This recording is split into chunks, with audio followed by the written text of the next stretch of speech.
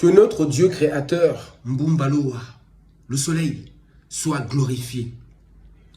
Que Kimbangu, notre Dieu vivant, soit glorifié.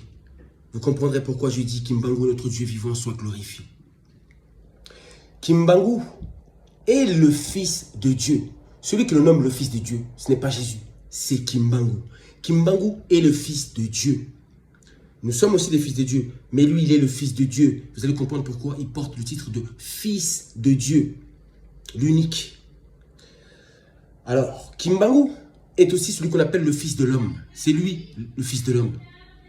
Et non, Jésus, je le répète encore, qui est la falsification. Jésus, l'imaginaire. Jésus, la pâle copie. Jésus n'existe pas. Kimbangu est le gardien de Douat. Il est le gardien du séjour des morts. Il est le gardien, mais il en est aussi le grand juge. C'est lui qui juge les âmes. C'est lui qui juge les cœurs. Kimbangu est celui que vous appelez Osiris. Celui qu'on appelle en Égypte antique Osiris. C'est bien cet esprit-là qui a habité dans le corps de cet homme qu'on appelle Kimbangu. Kimbangu est Osiris. C'est lui qui s'occupe de la pesée des âmes. Les âmes, ce sont les cœurs. Car sachez une chose, l'esprit de l'homme se trouve dans son cœur. C'est à travers le cœur d'une personne qu'on peut savoir l'état de son âme. Oui. Kimbangu est celui que notre Dieu créateur, Mbumbaloa, le soleil, a désigné comme étant son représentant sur la terre. Comme étant le roi des Noirs. Le roi de l'humanité. Comme le pape de l'humanité. Le pape, c'est Kimbangu, c'est Osiris, l'unique. Kimbangu est le premier saint. Il est le premier, c'est pourquoi on l'appelle fils de Dieu. Pourquoi? Car il est le premier saint noir sur la terre. Il est le premier noir, le premier humain, le premier moutou à avoir atteint l'éveil. Il est le premier noir à être devenu un Congo, un éveillé, un être ascensionné. Il est le premier à avoir obtenu la vie éternelle. Il a obtenu la vie éternelle. Représenté par la clé ANKH. Kimbangu est Osiris. Il détient la conscience du soleil, c'est-à-dire la conscience de Dieu, l'intelligence de Dieu, la spiritualité, la science, ainsi que la connaissance de la politique. Il est le premier à être rentré au paradis du monde invisible. Et c'est pourquoi il a reçu le titre du juge pour la pesée des âmes. Nos ancêtres de l'Égypte antique considéraient Osiris comme Dieu. Cela veut dire que Kimbangu est le dieu de la race noire, le guide, le gardien, le sauveur, le libérateur. Melvin, s'il te plaît! Désolé. Kimbangu étant le premier à avoir réussi la pesée des âmes, des cœurs, car il était pur. Il est venu la première fois sur la terre, mais il a vécu comme un saint, il a été pur. Et pour cela, Dieu, le créateur solaire, lui a donné justement tous ces titres-là. Il a reçu de Tatanzambe, de Dieu. Il a reçu de Mbumbaloa, le Dieu créateur solaire. Il a reçu du soleil le règne sur la race noire et sur l'humanité. Kimbangu étant dans la pensée, non, Kimbangu était dans la pensée du soleil, créateur de toutes choses, avant la création du monde. Kimbangu était déjà dans la pensée du soleil. Le livre d'Enoch, cet élu-là qui vient pour sauver à la fin, c'est qui? C'est Kimbangu. Il est celui qu'on acclamait avant même la création du monde. C'est Kimbangu. C'était les anges qui acclamaient Kimbangu avant la création du monde. Enfin bref, ça c'est encore une autre parenthèse. Jikoshi. Dieu, l'esprit créateur, avait donné à Kimbangu, l'esprit créateur, l'esprit du soleil, avait donné à Kimbangu, Osiris, la capacité de se réincarner dans le monde des vivants pour guider l'humanité. C'est pourquoi j'ai dit il est le roi, l'unique roi pour l'humanité. Notre monde va mal, car nous sommes tout simplement gouvernés par le mauvais roi au Vatican là-bas. Mais quand viendra le roi véritable, celui-là qui a été pensé par Dieu, Kimbangu, lui seul quand il viendra, il donnera la paix à l'humanité, à toutes les races. On sera enfin tranquille. Tout le monde sera tranquille. Les Occidentaux, de toute race, vous serez tranquilles. Les Noirs retrouveront la paix. Le peuple du Congo seront en paix. Grâce à ce roi. C'est par lui que passe l'élévation. Sans lui, il n'y a pas d'élévation possible pour notre humanité. Kimbangu, Kimbangu, Kimbangu. Le grand seigneur Kimbangu. Kimbangu est roi du monde invisible et du monde visible. Il est le roi du monde des vivants et celui des morts. Kimbangu, c'est l'esprit qui a habité Kimbangu. Cet esprit-là indestructible. Les âmes justifiées, c'est-à-dire les cœurs, les âmes justes, après la mort physique, obtiendront la vie éternelle et le droit de se réincarner. Tandis que les âmes injustes, les sans cœur ou les mauvais cœurs, iront dans les prisons spirituelles des cieux, du monde invisible, du séjour des morts. La plupart des vérités se trouvant dans la Bible, dans le Coran, dans la Torah, appartiennent au peuple noir. C'est notre histoire falsifiée, blanchie, je le répète encore et encore. Dieu, c'est notre histoire. Le paradis, l'enfer dans le sens de prison, le concept de fils de Dieu, le concept de l'armée céleste, le concept de papauté, de l'église, de la résurrection, le concept des anges, le concept du trône céleste, le concept des vieillards autour du trône de Dieu, le concept des ancêtres noirs, car ces vieillards-là, ce sont des ancêtres noirs qui se trouvent autour du trône de Dieu, qui sont justement source de notre existence. Tout ça, ce sont des réalités, des concepts noirs. La religion est un concept noir. La religion est noire. Ce n'est pas parce qu'ils l'ont falsifié que la religion n'existe pas. Il y en a une qui est originale, qui est véritable, qui est originelle. Parler en langue kikongo, la langue sacro-sainte par excellence. Je le répète encore. Alors, la communion, c'est-à-dire la religion, c'est ça. C'est la communion, c'est la recherche, c'est la rencontre personnelle avec Dieu. C'est aussi ça que vous appelez la spiritualité.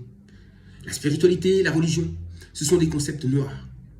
C'est cette recherche personnelle, la spiritualité, ou encore la religion, c'est cette recherche personnelle de la divinité. Car nous sommes fils de Dieu. Tous les pères de l'Église, tous les êtres divins, tous les sages, tous les enseignants étaient des noirs. Et non pas cette papauté blanchie à Rome. Aussi, mes frères et sœurs, rendons culte à nos ancêtres, mais pas n'importe lesquels, car tous nos ancêtres noirs n'ont pas été des saints durant leur existence sur terre. Il faut faire la part des choses. Il faut savoir qui glorifier. Ne vous trompez pas. Parce que franchement, à quoi ça sert franchement de glorifier un ancêtre qui, quand il a vécu sur la terre, il a vécu dans le péché, il a fait le mal. Il a vécu dans l'adultère, dans la sorcellerie, etc. Comment pouvez-vous glorifier des ancêtres comme ça, mes frères et sœurs? Soyez justes. Dieu est vivant. Kimbangu est le seul capable de vous donner la vie éternelle, car il est le juge. Kimbangu est le seul capable de vous donner la vie éternelle.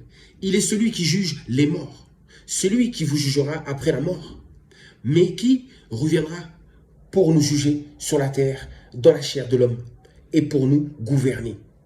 Kimbangu est le juge des deux mondes, du monde visible tout comme du monde invisible. Il est aussi le roi des deux mondes, c'est-à-dire qu'il règne dans notre monde, dans le séjour des morts, tout comme il viendra régner dans notre monde, oui, dans notre monde visible, physique. Vous avez compris, mes frères et sœurs? Il est le prince du monde invisible. Il est le roi du monde invisible. Alors, il reviendra pour nous gouverner, pour libérer la race noire, son peuple. Ainsi, ce sera un enseignant noir qui, avant son arrivée, qui écrira, j'ai bien dit avant l'arrivée de Kimbangu, avant son retour, ce sera un enseignant noir qui écrira le nouveau livre sacré et saint de la race noire. L'équivalent de celui qui se trouvait en Afrique, en Égypte, dont les Occidentaux ont plagié pour y écrire la Bible, le Coran et la Torah. Il y avait un livre original. Ce livre-là, ils l'avaient volé en Afrique. Et ils avaient tout copié. Et ce livre-là, c'était quoi? C'était notre livre saint. C'était, si vous voulez, la première Bible, l'original. Elle était en langue africaine. Ils ont copié, ils ont plagié, ils ont falsifié, ils ont modifié, ils ont tout arrangé. Ils se sont fait passer pour des saints et nous, ils nous ont diabolisés. Alors que la religion, c'est pour nous. Et des noirs, dans l'ignorance, rejettent la religion. Ils rejettent Dieu. Parce que vous vous êtes fait laver le cerveau, vous vous êtes fait avoir. Vous avez oublié le Dieu véritable de vos ancêtres. Et bien, c'est lui justement qui possédait toutes ces vérités-là. Ces vérités-là ne sont pas les leurs. J'ai dit tout ce que vous trouvez de juste dans la Bible. Car les choses qui sont justes, et bien tout ce qui est juste là-dedans, ça appartient à la race noire. C'est au peuple noir. Ça a été falsifié. Donc, comment pouvez-vous rejeter votre Créateur? Vous ne pouvez pas rejeter Dieu. Comment pouvez-vous rejeter votre Sauveur, votre Libérateur, Kimbangu? Comment pouvez-vous l'ignorer? Ignorer même son existence. Comment pouvez-vous ignorer notre Dieu créateur, solaire, Mbumbaloa? Comment pouvez-vous ignorer la puissance du soleil? Ce n'est pas le soleil en ce moment qui est en train tout simplement d'incendier l'Occident. Ce n'est pas le soleil. Je dis le soleil, c'est Dieu. Dieu est l'esprit créateur du soleil. Le soleil que vous voyez, c'est sa lumière, c'est sa manifestation. C'est sa manifestation, le soleil. Et quand le soleil se met à brûler, à s'intensifier, c'est-à-dire que Dieu est en colère. Et cette chaleur frappe principalement l'Occident, parce que c'est la colère de Dieu. Elle va en direction d'un ennemi précis. Et c'est les Occidentaux. Avec tout ce que vous avez fait, la colonisation, avec le lavage de cerveau que vous avez fait subir à la race noire, à travers vos religions mensongères. Alors que eux, les Noirs, possèdent déjà la religion déjà. Ils connaissaient déjà Dieu avant même que vous existiez sur la terre. Ils étaient les premiers à communiquer avec Dieu, à communiquer avec le soleil. Et ils avaient un grand roi. Et ce grand roi-là reviendra pour les libérer. Les élites occidentaux, vous le savez, les élites plutôt occidentales, vous le savez très bien. Vous, les gouvernants du monde occident, de l'Occident, de Babylone, vous le savez très bien. Vous connaissez l'histoire de Kimbangu. Vous savez qu'il est le libérateur de la race noire. Vous savez qu'il va revenir. Et quand il va revenir, vous savez que ça va être terrible. Ça va être sanglant et meurtrier, je le répète encore. Kimbangu, Kimbangu, Kimbangu, ce n'est pas pour rien qu'il a mis 30 ans en prison. Ce n'est pas pour rien. Car il savait qui il était. C'est pourquoi j'ai dit Kimbangu est un archange. Oui, c'est un archange très puissant. Il est l'ancien des jours. L'ancien des jours. Le vieillard. Kimbangu, le grand juge. Bientôt le monde entier connaîtra qui est Kimbangu. Ingeta, Ingeta, Ingeta. Qu'il en soit ainsi. Kimbangu est le premier humain à avoir ressuscité après 3 jours. Et après sa mort, après sa résurrection au bout de 3 jours, il apparaissait partout, ici et ailleurs.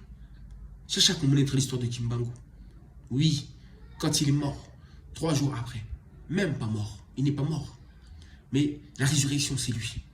Il a ressuscité. C'est-à-dire qu'au bout de 3 jours, il pouvait apparaître partout, ici et ailleurs. Il apparaissait aux gens qu'il connaissait. Et ça, Jésus ne l'a jamais fait. Kimbangu, lui, l'a fait. Jésus n'a jamais existé. Il est celui qui a été imaginé pour tromper le monde, pour tromper la race noire. Jésus est le faux prophète. Kimbangu, lui, est le véritable prophète. Il est l'unique prophète. Et seul Dieu est prophète. Seul Dieu est prophète. Le monde n'a jamais connu un prophète comme Kimbangu. Personne. Le monde n'a jamais connu un prophète comme Kimbangu. Il est de la race noire. Oui, ça c'est notre Dieu créateur. Oui, c'est le soleil. Qui veut vous démontrer cela? La religion a toujours appartenu aux Noirs. L'église, c'est un concept noir. L'église signifie la communauté de Dieu, des enfants de Dieu, de la race noire. Ça, c'est la vérité. Que Dieu soit glorifié. Que Kimbangu soit glorifié pour l'éternité.